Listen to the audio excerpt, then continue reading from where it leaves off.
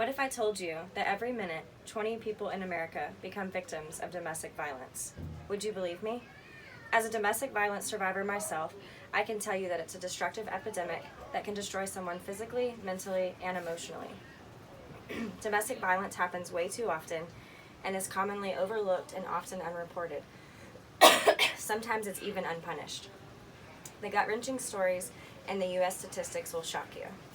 Take Chris and Shanann Watts, for instance. I'm sure you've all seen the news reports. The world saw a sweet couple, a good family. Many even envied their life. I personally met them a few times at Thrive events. What I saw was a man who adored his wife and fiercely loved his family.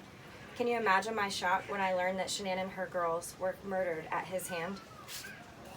It is not always evident on the outside of who someone truly is and what they're capable of.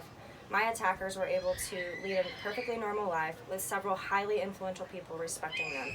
I never thought I would be classified as a victim, much less become a statistic. But in an instant, just like Shanann Watts, it happened. Things like this happen every day, all over the world. In fact, the mind-boggling numbers only represent the 30% of abuse that's reported. Yep, you heard that right. Only 70% of domestic violence isn't reported. So if 10 million people stand up for themselves and fight for what they deserve, that means 7 million people stay quiet. Why don't the abuse come forward? Is it out of fear? Out of shame?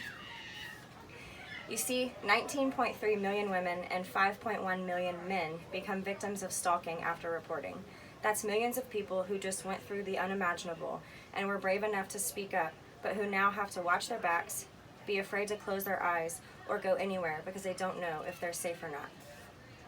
1 in 3 women and 1 in 20 men become homicide victims after reporting. Those men and women were murdered because they spoke up. 72% are perpetrated by intimate partners, 94% of which are female.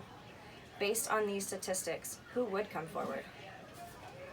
The ramifications of coming forward put you in jeopardy of enduring even more heinous acts of abuse.